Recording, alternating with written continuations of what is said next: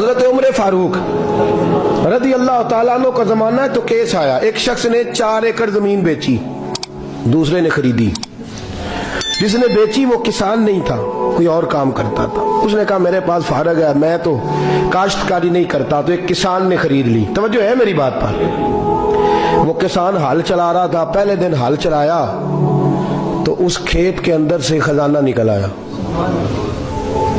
کھیت سے خزانہ کس کا ہے؟ یہ کیا نکل آیا؟ ہیرے جواہرات چاندی لال نکل آئے۔ اب اٹھا کے نا وہ شخص نکلا ہے وہ رکھ لیتا، سنبھال لیتا، کیا ضرورت تھی؟ ویسے بھی لوگ تو پیسے بتاتے ہی نہیں کتنے۔ اٹھا کے نا وہ خزانہ تو جس نے بیچے تھے اس کے گھر چلا گیا، کہنے لگا میں نے زمین خریدی تھی، خزانہ نہیں خریدا تھا، تیرا ہے، تو لے لے، تیرا ہے، رکھ لے۔ وہ بھی صحابی رسول ہے، میرے نبی نے دنیا کی محبت کھینچ ڈالی ہے دلوں سے۔ وہ کیا کہنے لگے؟ کہنے لگے میں نے تو 4 ایکڑ سے بڑی مشکل جان چھڑائی ہے، تو اب پھر دولت لے کے آ گیا ہے۔ اس نے کہا یہ تیرا ہے، تو ہی رکھ، میں نے زمین بیچی تھی تو جو اس کے اندر تھا وہ سارا ہی تیرا ہے، بیچ ڈالا تھا۔ کہنے لگا نا میں نے زمین خریدی ہے، خزانہ نہیں خریدا۔ وہ کہنے لگا لا بھائی میں نے تو ہر شے بیچ دی ہے، اس میں سے پھل اگے، پھول نکلے، وہ سارے۔ جاگ رہے آپ لوگ؟ آنکھوں ہے ہی کام جاگرن والا ہے، یہ ہوتا ہی نہیں۔ یہ عجیب معاملہ ہے نا جی۔ یہ فرشتے ہیں جو دنیا میں بستے تھے، یہ انسان تھے جن کو فرشتے بھی دروازے کھول کے دیکھتے تھے یہ کیسے انسان ہے۔ اب مقدمہ حضرت عمر کے پاس آ گیا۔ توجہ ہے میری بات پر؟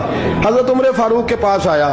حضرت عمر فاروق نے دونوں کی بات سنی تو جس نے بیچی تھی اس سے کہنے لگے پرانے مالک سے، چل یار تو لے لے، مجھے لگتا ہے کہ تیرے ہی ہیں، تیرے بس بڑوں نے دبائے ہوں گے، تو نہیں نکال سکتا، تو ہے تو وراثت تیری بنتی ہے نا، رکھ لے۔ کہنے لگا عمر آپ کیا آسرائی کر رہے ہیں؟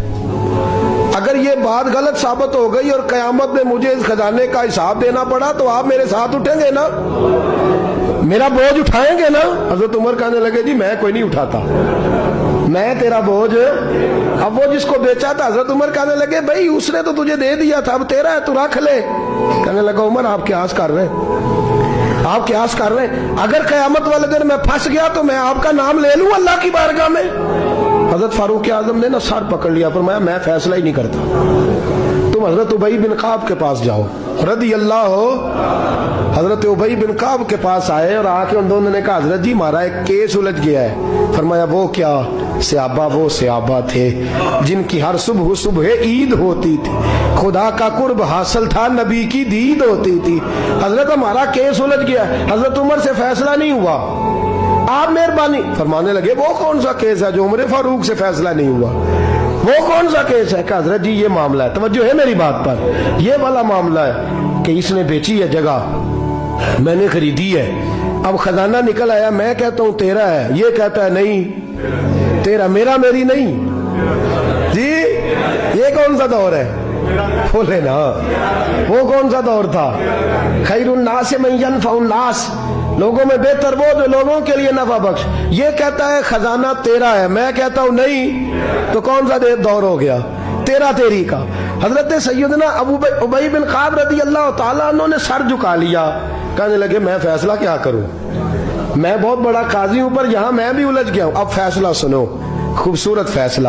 حضرت ابی بن کعب اس سے پوچھتے ہیں بیچنے والے سے تیرے بچے کتنے؟ کہنے لگا جوان بیٹا ہے۔ خریدنے والے سے کہتے ہیں تیرے کتنے بچے ہیں؟ اس نے کہا جوان بیٹی ہے۔